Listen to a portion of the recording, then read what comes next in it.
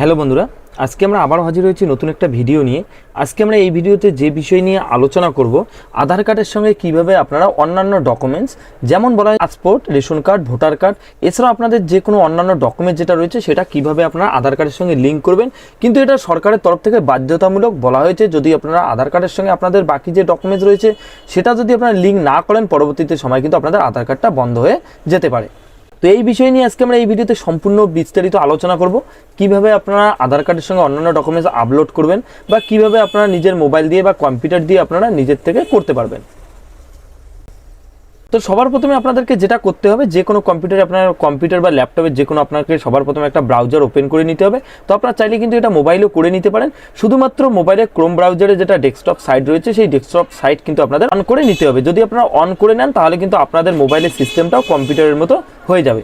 তো সবার প্রথমে যেটা বলা হয়েছে, আপনাদেরকে ইউআইডিএ এর যে অফিসিয়াল ওয়েবসাইট রয়েছে সেই অফিসিয়াল ওয়েবসাইটে কিন্তু সবার প্রথমে আপনাদেরকে ভিজিট করতে হবে। ভিজিট করার পর যেটা বলা হয়েছে, সবার প্রথমে আপনাদের আধার কার্ডের অফিসিয়াল ওয়েবসাইটে আসার পর, তো এখানে আপনারা দেখতে পাচ্ছেন আধার কার্ডের যেটা অফিসিয়াল ওয়েবসাইট রয়েছে সেই অফিসিয়াল ওয়েবসাইটে কিন্তু আমরা চলে এসেছি।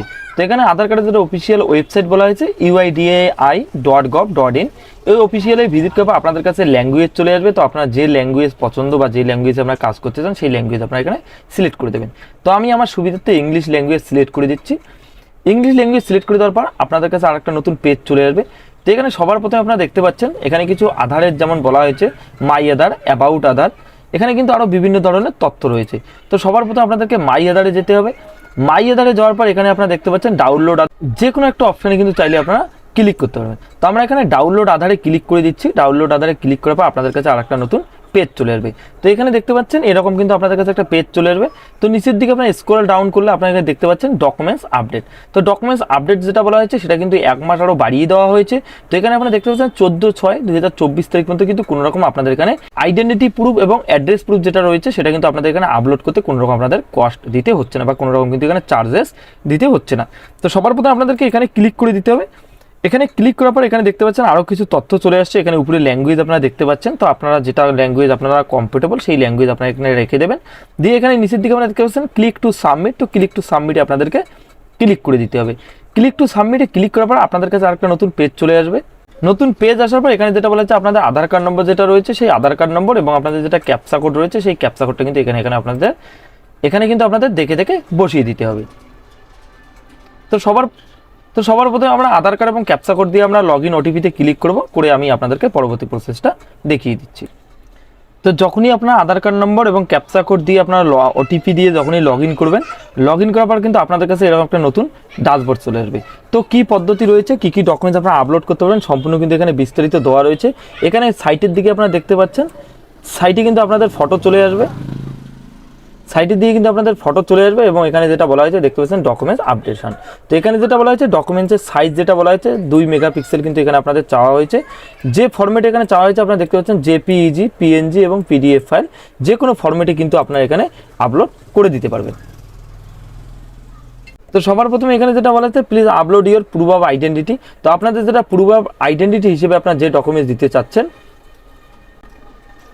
সেই ডকুমেন্টসের জন্য আপনাদের এখানে ক্লিক করতে হবে। ক্লিক করে সম্পূর্ণ ডকুমেন্টস আপনারা এখানে পেয়ে যাবেন। যেমন বলা হয়েছে ড্রাইভিং লাইসেন্স, ইন্ডিয়ান পাসপোর্ট, কিষাণ ফটো, প্যান কার্ড যেটা বলা হয়েছে প্যান কার্ড, প্যান কার্ড যে কোনো আপনারা দিতে পারবেন, SC/ST সার্টিফিকেট, রেশন কার্ড, যে কোনো ডকুমেন্টস কিন্তু আপনারা এখানে চুজ করতে পারেন। তো আমরা এখানে ভোটার আইডেন্টি কার্ড চুজ করব।